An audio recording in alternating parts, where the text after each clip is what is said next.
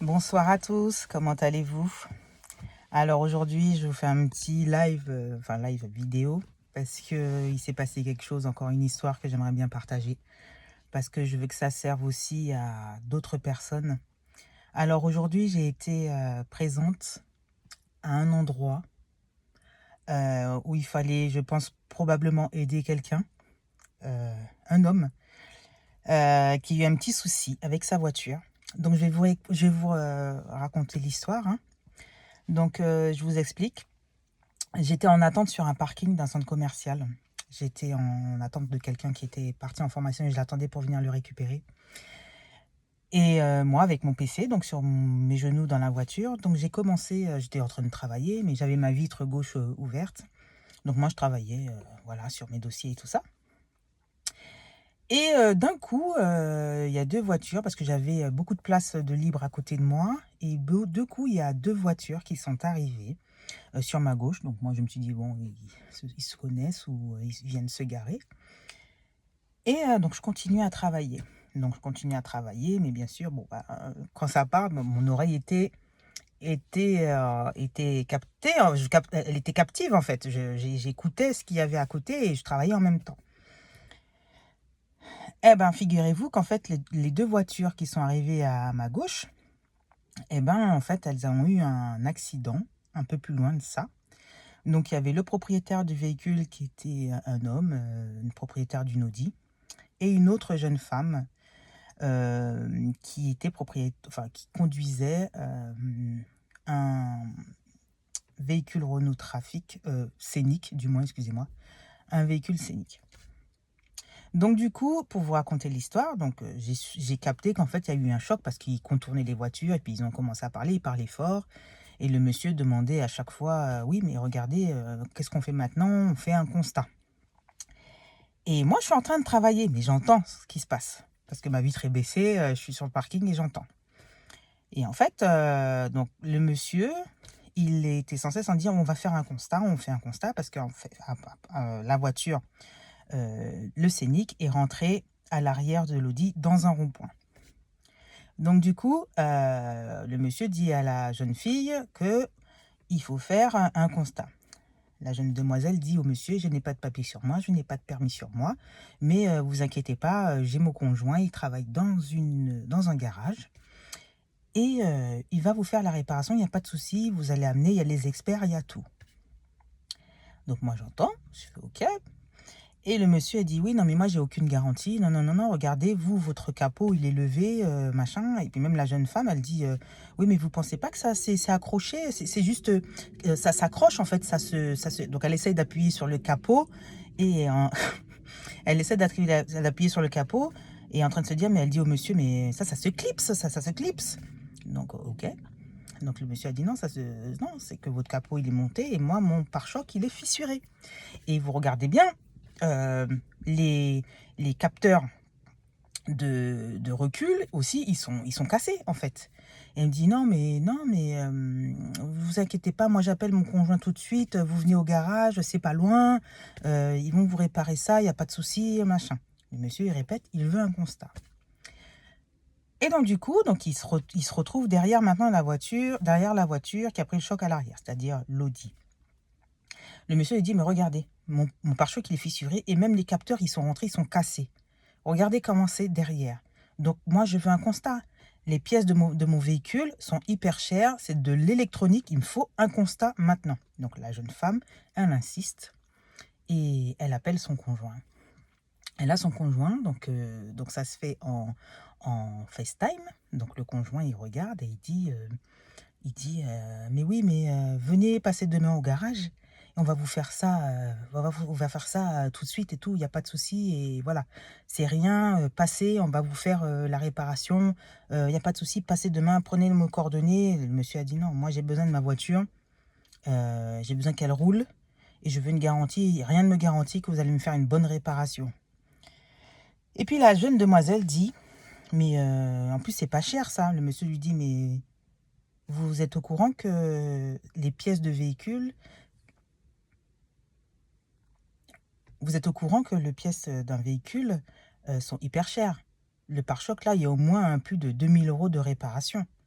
La nana, elle dit, mais vous rigolez?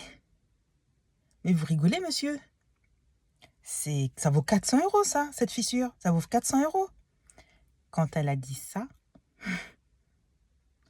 c'était pas moi, mais quand elle a dit ça, je n'ai pas pu m'empêcher de dire, madame, la réparation qui est là, c'est pas que 400 €. Le pare-choc que vous avez là, en remplacement, en réparation, c'est au moins 2000 €. Les capteurs qui sont cassés, on peut encore rajouter. La peinture par-dessus, on peut encore rajouter.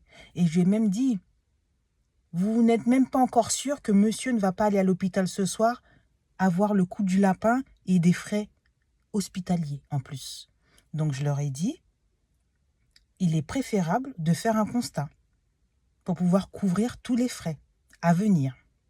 Elle me dit non, mais de toute façon, non, j'ai mon conjoint qui a un garage et de toute façon, j'ai pas de papier sur moi, j'ai pas d'assurance, j'ai pas de carte grise, j'ai pas mon permis sur moi et on n'a pas de constat. Quand je lui ai dit ça, j'ai fait ok, il n'y a pas de papier, il n'y a pas de constat, mais vous savez qu'il y a une application sur mobile qui s'appelle e-constat, E-constat, que moi j'ai sur mon téléphone et qui est très très bien. Pourquoi? Parce que en fait, dès que vous avez un accident, ça vous guide, ça vous géolocalise. Vous pouvez faire un constat à deux sur un téléphone, vous pouvez faire un constat chacun sur deux téléphones et vous pouvez faire un constat tout seul. Voilà. Et donc du coup, quand j'ai dit ça, elle était bouche bée. Même le monsieur m'a dit, ah bon, ça existe? Ben oui, téléchargez tout de suite votre application e-constat et je vais vous montrer comment ça fonctionne. Donc la jeune demoiselle était un peu furax que je puisse dire au monsieur qu'il a la possibilité de faire un constat, même si elle ne veut pas le faire. Donc qu'il le fasse lui. Et du coup, elle est partie, elle est en ligne et tout ça. Donc le monsieur est venu me voir et je l'ai aidé à pouvoir remplir son application. J'ai demandé ses documents d'assurance, donc je lui ai aidé à remplir l'application. Je lui ai pris son téléphone, je lui ai demandé la permission, je lui ai pris son téléphone pour pouvoir l'aider à remplir le constat et tout ça, pour pouvoir, voilà. Parce qu'il est en droit de faire le constat. Même si l'autre ne veut pas, il peut faire son constat tout seul. Après, c'est entre assurances, les responsabilités seront déterminées.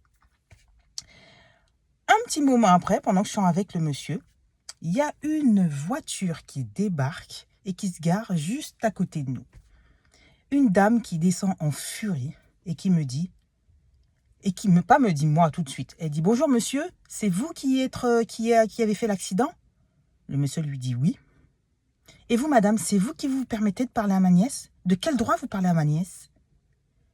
Je lui dis « Pardon? » « Oui, mais de quel droit vous parlez à ma nièce? De quel droit vous vous occupez des affaires qui ne vous regardent pas? » J'ai fait « Mais madame, pour qui vous vous prenez? Pour qui vous vous prenez? Pourquoi vous me parlez sur son ton ?» Et j'ai simplement dit que madame, j'étais en train de conseiller le monsieur pour lui dire qu'en fait, qu'il peut faire un constat avec une application. Et elle m'a dit quoi? Elle m'a dit, mais ne parlez pas à ma nièce. Ne me parlez plus. Ne me parlez plus. Et puis du coup, elle a fait demi-tour et elle allait voir sa nièce. Mais vraie phrase, en gros, elle m'a engueulée. Voilà, parce que elle m'a engueulée.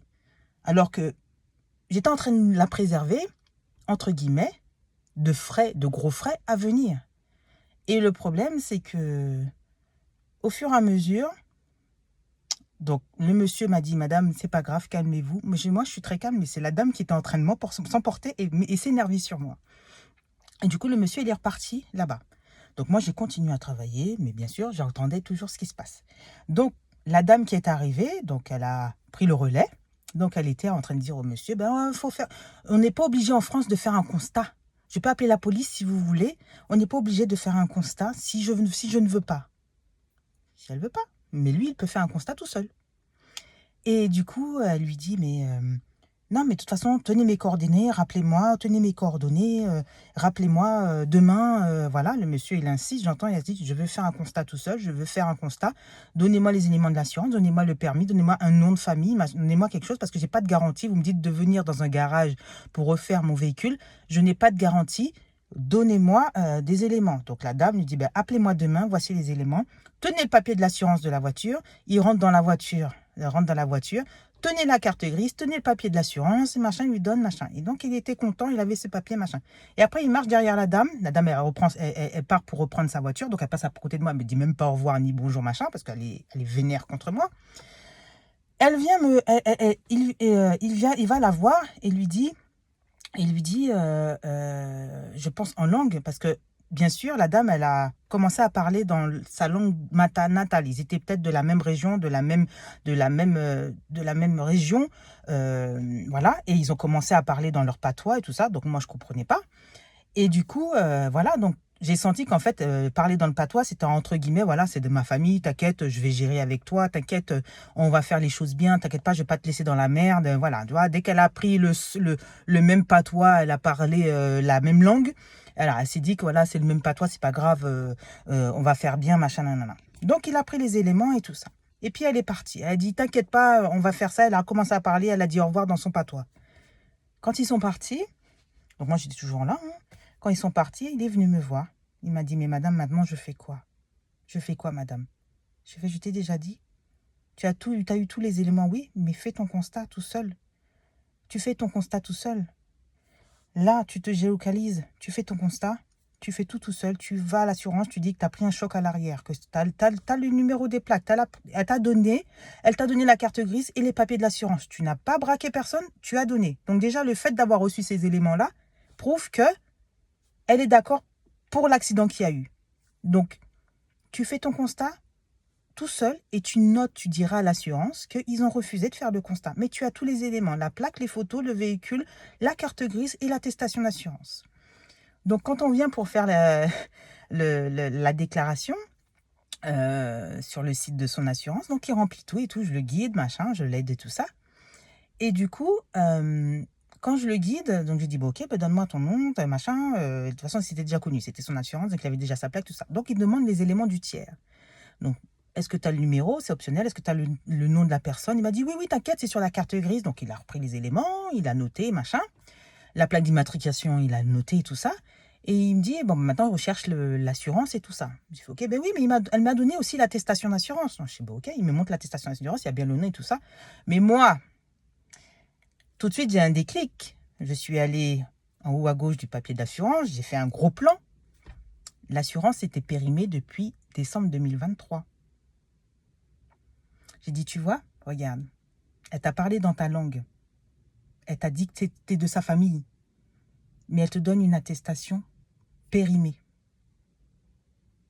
Et tout à l'heure, je crois qu'ils t'ont dit que tu habitais dans une ville. Et quand tu regardes sur la carte grise et tu regardes sur l'assurance, il n'y a rien qui concorde en fait.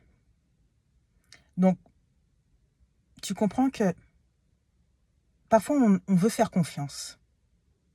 Mais il faut arrêter quand même de jouer avec la gentillesse des gens et surtout la vie, tout simplement.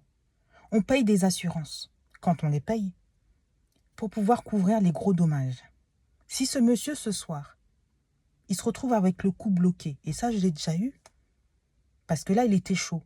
Mais de ce soir, il se réveille, il a le cou bloqué, il a mal, il a le cou du lapin. Comment va-t-il dire à son assurance, s'il ne fait pas de constat, qu'il a eu un accident? Comment il va faire?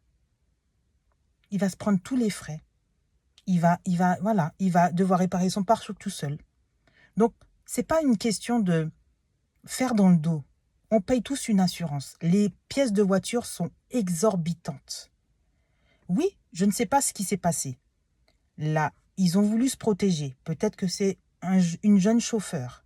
Peut-être qu'ils ne sont pas assurés. Mais il faut prendre les responsabilités.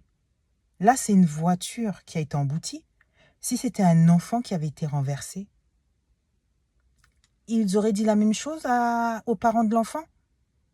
J'ai une famille, dans ma famille, j'ai un médecin, amenez l'enfant chez le médecin de ma famille. Vous voyez, c'est pratiquement pareil. Donc, et en plus, c'est ça, c'est que vous voyez, la personne était en tort et elle s'en est pris à moi parce que j'aidais le monsieur à pouvoir se protéger de fortes dépenses. Et indirectement, je protégeais aussi cette personne. Parce que le coût d'un pare-choc d'une Audi, le coût de supposer peut-être problème médical, c'est protection pour les deux en fait. Mais là, personne a préféré s'énerver, alors qu'il y avait une responsabilité. Donc, je ne sais pas si c'est parce qu'en fait, c'est un jeune chauffeur qui n'était pas déclaré sur sa voiture. Donc, quand vous avez un jeune chauffeur, maintenant que les ados peuvent conduire à 17 ans, pensez à déclarer les ados sur votre assurance automobile. Parce que si vous ne déclarez pas les ados, les 17 ans, c'est-à-dire les jeunes chauffeurs, je ne dis pas les ados, les jeunes chauffeurs, vous avez minimum une franchise de 1 500 € en cas d'accident. Ça coûte quoi de payer peut-être 100 € en plus ou 200 €, 300 € par an en plus, si on le peut, au lieu de cacher des choses comme ça. Et j'espère qu'elle avait le permis. Et j'espère que l'assurance et la voiture est assurée et que le papier, c'était juste un papier qui traînait dans la voiture. Mais quoi qu'il en soit, ce soir, j'ai été encore une fois, je pense, au bon endroit, au bon moment pour cet homme qui a failli subir justement une injustice. Et ça, malheureusement, j'ai pas pu me retenir, mais parce que je pense que ces guides m'ont demandé de l'aide. Il était perdu, il savait pas quoi faire. Donc aujourd'hui, moi, je fais ce petit post pour vous également. Faites attention, ne vous laissez pas faire. Il y a trop d'outils aujourd'hui, il y a trop de choses. On dépense énormément d'argent. On paye des assurances, c'est pour nous aider. Et quand on vous demande un constat, c'est pas forcément qu'on vous poignarde. Certes, je sais, ça fait des malus, ça fait des choses et tout ça. Mais il faut être maître de son véhicule. Il faut assumer sa responsabilité. Cette dame-là, ce soir, elle va dire à tout le monde, oui, il y a peut-être une bip qui s'est occupée de rien, machin. Mais si c'était elle qui était à la place du monsieur, comment elle aurait fait? Donc voilà, c'est pour ça. Je vous souhaite une bonne soirée. À bientôt.